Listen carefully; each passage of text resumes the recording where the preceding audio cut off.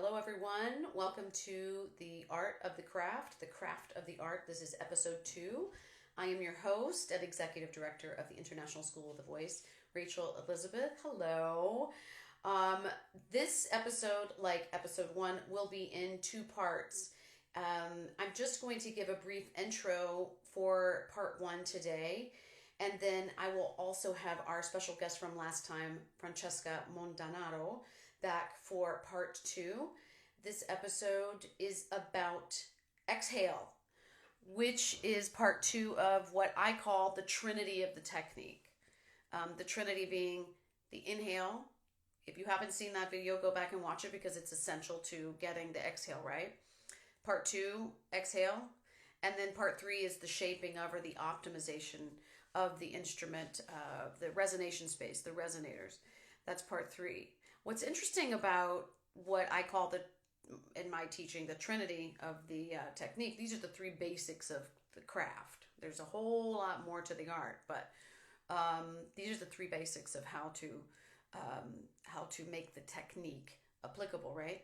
What's interesting about the trinity is that also, the vocal folds lie in this direction, the pharynx opens in this direction, and the oropharynx or the back of the mouth shapes itself in this direction. So it's also a type of trinity in this way.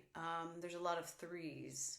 I was reading about the golden mean yesterday, not really understanding much, to be honest with you. It's well over my head, this math and science, but I was trying to understand what this is Pythagorean. This goes back thousands and thousands of years.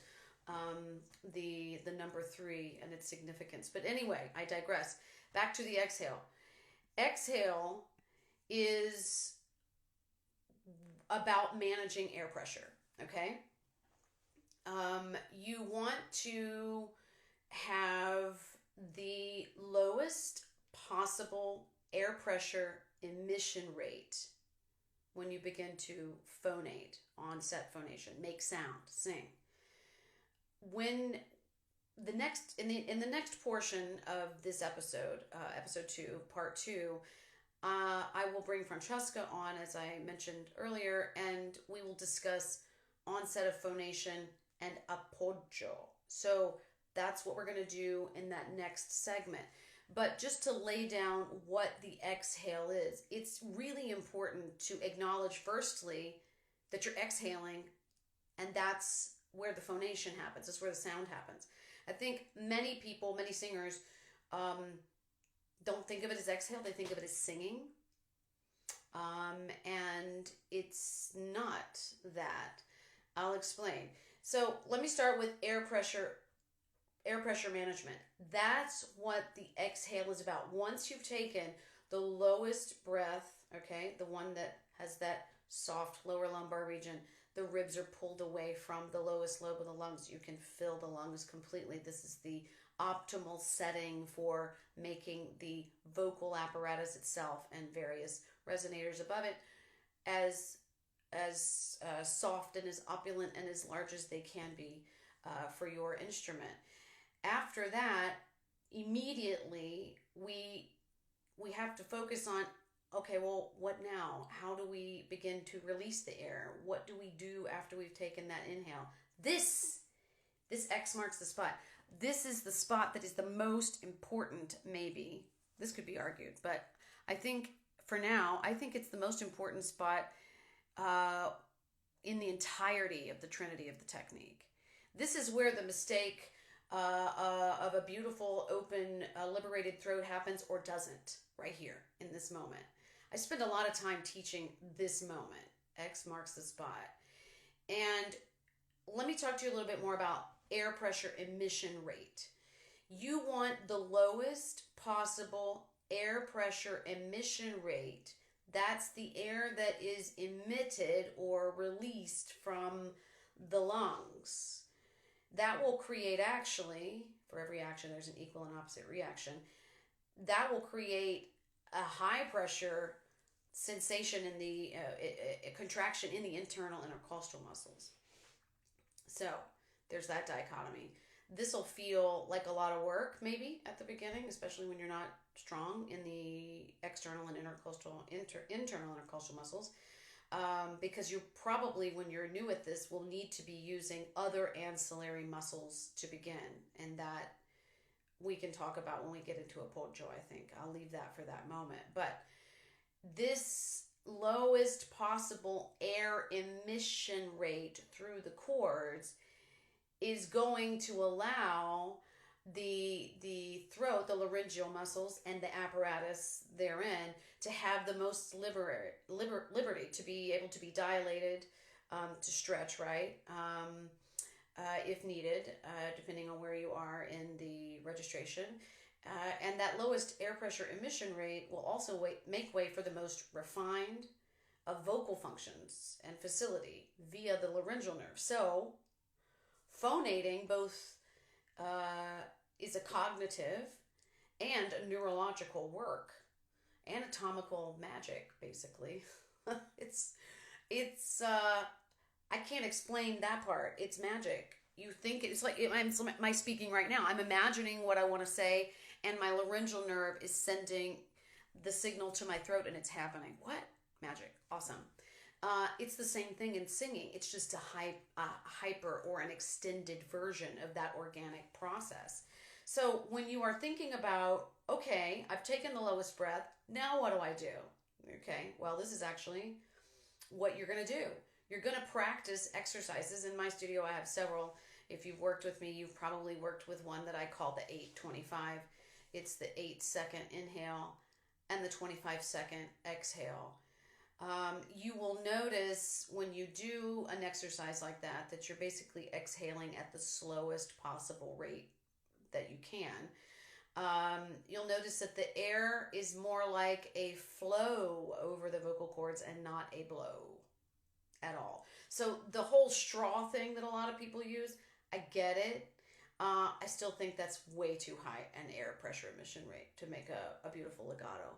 So while we're talking about legato, what is legato? This is my passion, baby. Legato is the same pressure. Let's use pounds per square inch. I have no idea what the number is because it would be based on many different mathematical factors based on your particular anatomy, so it's pointless. Let's use a number just to, for example, let's call it 6.2. 6.2 pounds per square inch being released from the beginning of the release of the exhale through the entirety of the voicing, phonating, until you inhale again. I mean, let's say it moves 6.25, 6.78, whatever. All of that is within a legato range. But let's say legatissimo is 6.25, 6.25, 6.25, 6.25. And the ability to hold the internal intercostal muscles in such a developed, strong, but flexible way that you can allow that lowest air pressure emission rate to flow through the vocal folds. This takes years of work and practice, but you got to begin sometime. And you need to know that if you practice the inhale and the exhale, you will become an excellent singer. You may not have the gift for singing, that's a different thing, but you will have a good technique. Anybody can learn the technique. And the technique is in practicing the inhale and the exhale. Do not sing. Just don't do it. Don't phonate. Don't make a sound until you know how to do this. Very little singing until you know how to do this. Think about legato, air pressure emission. Pressure. Let's talk about pressure. Pressure, because in our instrument we work with air, right? Woodwinds, right? Work with air. Pipe organs. Think about that, brass, right?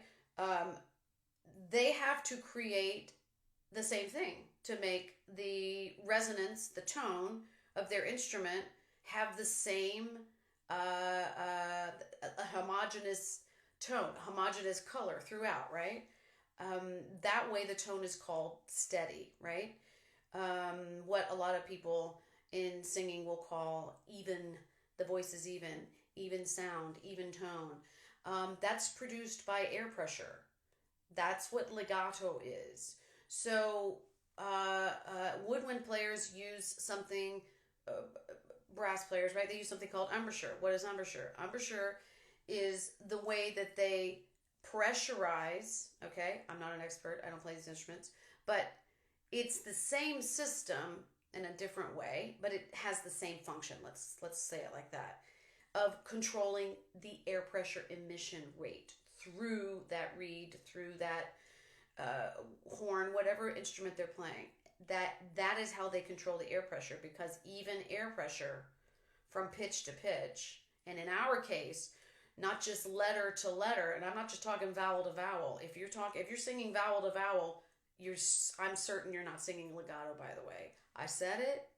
I'm going to say it again. If you're singing vowel to vowel, you're not really getting the legato.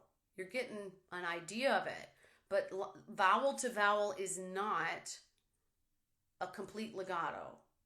And I feel like that's an incomplete way to teach it and to talk about it. People said that to me a lot, and it didn't resonate. And I'm proprioceptively pretty good at this. So I think you should just say exactly what it is.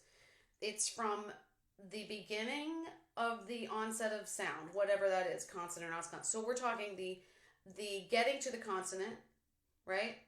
The consonant shape itself. Think about it. A lot of consonants we might squeeze p. Think about it. We don't want to do that. So you're going to have to rethink how you do that. Then the leaving of that consonant sound to perhaps another consonant or to a vowel sound. So on the way to the vowel shape itself, leaving the vowel, and then going to the next thing. All of that has to have the same air pressure emission rate. What? Yes. Talk about discipline. I'm crazy about it. I love it. That's what the keyboardist does. That's what a pianist has to do. They have to. Why are they with the anneau forever? Why are they playing scales endlessly? Well, of course, they're trying to have dexterity in their hands. Yes, of course. But what's that dexterity for, right? Just to have dexterity? No. It's so that they can have an even pressure over the keys and give them the ability to add whatever weight and shape they want to the phrasing of the pitch. It's so much more than just touching the keys. So every single instrument is about the pressure being the same. And in our case, it is the air pressure emission rate. So what is exhale about? Again, recap. It's about managing air pressure. Now you need to know this. You cannot manage your air. We can't do it. Thank God. We'd probably mess it up and die. You can manage the muscles that manage the air pressure, right? The lungs are not muscular. So we cannot affect them directly, but we can affect them indirectly. So what our job is as the singer, as the maker of the sound, is to focus on the contraction of the ribs. So in part 2, I can't wait to get there with you. We're going to dig a whole lot deeper and get into what onset of phonation and what Appoggio is with Francesca Mondonato. So please stay tuned for that one. I'm so happy that so many of you have chimed in and written. I'm happy also to be doing what I love and talking about this with you. So thank you again for being a part of our show. And please feel free to send as many emails and comments as you like. I will eventually be able to answer all of them.